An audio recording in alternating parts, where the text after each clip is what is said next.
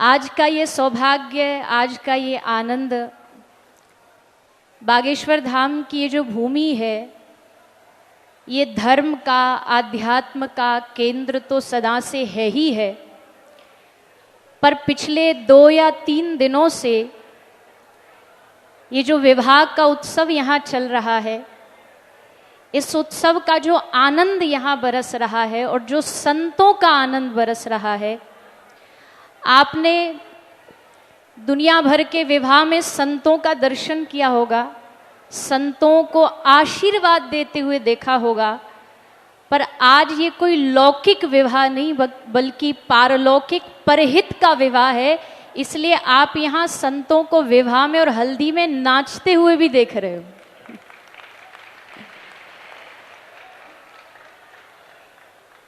जिन संतों को, महापुरुषों को कल का जो हल्दी की लीला हुई, अच्छा आशीर्वाद देते हुए भी देखोगे, कभी कभी हो सकता है विवाह में नाचते हुए भी देख लोगे, पर हल्दी में कुर्ता फाड़ते हुए तो आपने यही देखा होगा। और ये इसलिए है क्योंकि ये लौकिक विवाह नहीं है। लौकिक विवाह में अगर ये संत महापुरुष नाचे तो महाराज जी जैसा कहते ब्रेकिंग न्यूज बन जाएगी, पर यहाँ ये 300 बेटियों के पिता बन करके, कोई उनका भाई बन करके उस उत्सव का आनंद ले रहा है। ये बात सिद्ध करता है कि ये जो 3 दिन का महोत्सव यहाँ किया जा रहा है, कन्याओं का विवाह, ये लौकिक नहीं बल्कि पारलौकिक उत्सव है, परहित का उत्सव है। परम पूज्य महाराज श्री, आपका मार्गदर्शन, आपका परिश्रम, आपका पुरुषार्थ जो आप पूरे वर्ष करते हैं कन्या विवाह के लिए, यात्रा के लिए, जब तक महाराज श्री से भेंट नहीं हुई थी, क्योंकि पिछले कन्या विवाह के समय ही पूज्य महाराज श्री का दर्शन हुआ, तो मुझे एक गलतफहमी थी। गलतफहमी क्या थी कि हम बड़ी मेहनत करते हैं, बड़ा परिश्रम करते हैं, कथाओं में जाते हैं, ये करते हैं, बड़ी मेहनत है हमारी। लेकिन जिस दिन से महाराज जी को देखा तो एक गलतफहमी एकदम दूर हो गई और समझ आई कि हमारा जीवन तो बड़ा मजे में, बड़े मौज में, परिश्रम महाराज जी का कोई देखे, जो दिन रात सुबह शाम कोई एक क्षण भी अपने लिए, अपने लोगों के लिए ना सोच करके जो परहित के लिए, कन्याओं के लिए सोचते हैं। और उसी का परिणाम है कि यहाँ आज जो इतनी भीड़ बैठी है ना, भीड़ नहीं, ये महाराज जी का दुलार और प्यार बैठा हुआ है। आप सब एक आवाहन पर चुंबक की तरह खिंचे चले आते हैं। ये पूज्य महाराज श्री और पूज्य गुरुदेव का, पूज्य श्री सन्यासी बाबा का आशीर्वाद है। यहाँ 300 कन्याओं का विवाह महोत्सव है। बेटियां वास्तविकता में, अब मैं नारी पे कुछ बोलूंगी ना तो लोग बोलेंगे इन शरीर नारी का है, तो बड़ाई तो करेंगे ही, प्रशंसा, पर शास्त्र कहता यत्र नार्यस्तु पूज्यन्ते रमन्ते तत्र देवता। ये वो भूमि है जहाँ पर भगवान महादेव की एक शिवरात्रि होती है, लेकिन माँ दुर्गा की 9 नवरात्रियां मनाई जाती हैं। ये देश नारी पूजक देश रहा है। भगवान श्री द्वारिकाधीश ने 16,000 कन्याओं को मुक्त कराया, तो उनके मन में आया कि इनका क्या करूं। 16,000 कन्याओं को लेके घर आ गया, इनको दासी बना लिया, तो भी लोग नाम बदनाम करेंगे कि कृष्ण ने नारियों का फायदा उठाया। और ऐसे भी नहीं छोड़ सकते, तो कृष्ण ने क्या किया, भगवान ने उनको अपनी पटरानी का दर्जा दिया कि जब भी ये कहीं निकलेंगी तो कोई ये नहीं कहेगा कि ये भौमासुर के कैद में रही, बल्कि कहेंगे ये द्वारिकाधीश की रानियां जा रही हैं, पटरानियां जा रही हैं। कृष्ण वो नारी पूजक हैं। यहाँ बहुत सारी हमारी बहनें, बेटियां सब विवाह की तैयारी कर रही हैं। लोग कहते हैं नारी कमज़ोर होती है, लोग कहते हैं कि स्त्री कमज़ोर होती है, पर आज शादी है, इसलिए ये उदाहरण मुझे याद आ रहा है कि अगर नारी की दिलेरी को देखना हो तो उसकी शादी पे देखो, क्योंकि उसको ब्याहने के लिए एक लड़का 1,500 की बारात लेके आता है और वो शेरनी अकेली बिना डरे अनजान घर में चली जाती है। उसे पता भी नहीं है कि कौन घर है, कौन परिवार है, कौन माँ बाप है, कौन सास ससुर है, फिर भी चली जाती है। उसकी हिम्मत है, ये उसकी दिलेरी है। तो यहाँ जितनी भी बहनें हैं, जितनी भी कन्याएं हैं, मैं आप सबको प्रणाम करती हूँ। और यहाँ संत महापुरुष हैं, सबको प्रणाम करती हूँ। आशा करती हूँ कि आप इस देश की कन्याओं को, बेटियों को, बहनों को खूब अपना आशीर्वाद दीजिए, ताकि वो भी धर्म की सेवा कर सकें, वो भी धर्म को आगे बढ़ा सके, वो भी धर्म में अपनी अपनी आहुतियाँ प्रदान कर सकें।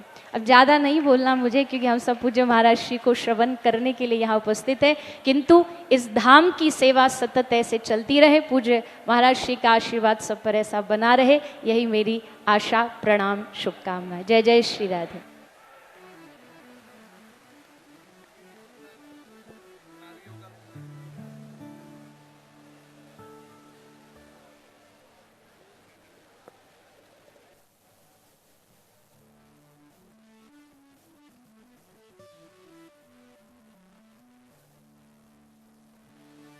बहुत आभार व्यक्त करते हैं हम पूज्य देवी चित्रलेखा जी का। एक भावपूर्ण भावांजलि तो उन्होंने प्रस्तुत की ही, नारियों की महिमा के लिए जो आखिरी 2 पंक्तियां थी वो तो गजब ही हो गई, सभी को पसंद आई और सारी बेटियां गर्व के भाव से भर गईं। 1 मिनट 14 सेकंड का विराम और है छोटा सा, फिर हम पूज्य महाराज श्री की वाणी को सुनेंगे। कल जो हल्दी का महोत्सव यहाँ हुआ, बहुत सारे लोग कल यहाँ नहीं थे, हमारे संत वृंद कल नहीं थे। कल एक बड़ा महोत्सव हुआ, मंडप पूजन हुआ। मध्य प्रदेश के मुख्यमंत्री जी इन 305 बेटियों के मंडप को पूजने के लिए आए। इसके अलावा पूज्य रमेश भाई ओझा जी भाई श्री पधारे, पूज्य प्रदीप मिश्रा जी पधारे, कई संत वृंद आए। उसका 1 मिनट 14 सेकंड का एक छोटा सा वीडियो है जो कल के हल्दी महोत्सव को व्यक्त करता है। आइए उसको देख लेते हैं, फिर कथा की तरफ बढ़ते हैं। जी, ये कल बस में ये वीडियो बनाकर उन्होंने प्रस्तुत किया था कि आज जो लोग नए आए वो उस भाव से जुड़ सकें। आइए अब कथा की तरफ यात्रा प्रारंभ करते हैं। पूज्य महाराज श्री की वाणी को सुनने के लिए हम सभी लालायत हैं। करतल ध्वनि से उनका अभिनंदन करिए और जोर से जयकारा लगाइए। बोलिए बागेश्वर धाम की, बालाजी सरकार की। राम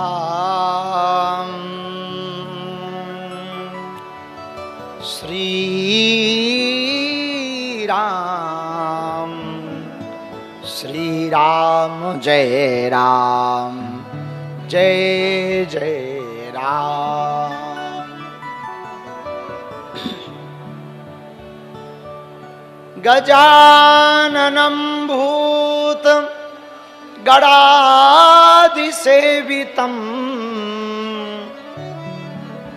कपित्थिजम्बू फलचारुभक्षणम् उमासुतं शोकविनाशकारकम् नमामि विघ्नेश्वरपादपङ्कजम्। नमः गुरुभ्यो गुरुपादुकाभ्यो,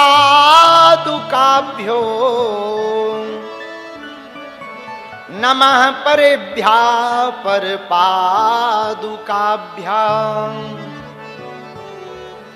आचार्य सिद्धेश्वर पादुकाभ्यो नमोस्तु सीतापति पादुकाभ्याम्। लोकाभिरामं रणरंगधीरं राजीवनेत्रं रघुवंशनाथं कारुण्यरूपं करुणाकरन्तं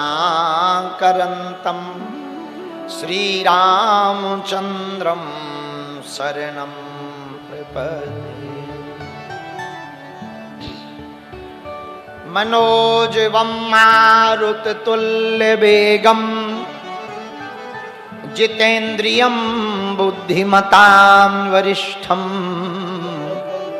वातात्मजं वानरयूथमुख्यं श्रीरामदूतं शरणं प्रपद्ये। अंजनानंदनं वीरं जानकी शोकनाशनं कपीसमक्षहन्तारं वन्दे लंकाभयंकरम्। लालो देह लालील से अरुधरी लाल लंगूर वज्र देह दानव दलन जय जय जय कपीसूर। नहीं विद्या नहीं बाहुबल नहीं खर्चन को दाम मुंह से पतित अपंग की तुम पति राखो राम। तुलसी तुलसी सब कहें तुलसी बन की घास पर कृपा भई रघुनाथ की सो बन गए तुलसीदास। डले रहो दरबार में धक्का मुक्का अमीरों के खाओ एक दिन ऐसा आएगा तुम ही करोड़पति हो जाओ। कोई जल्दी बनेगा तो कोई लेट बनेगा पर हमारे बालाजी का भगत एक दिन जरूर सेठ बनेगा। हनुमान जी महाराज की बागेश्वर धाम की सन्यासी बाबा की हर हर हर हर। भैया 7 दिन की कथा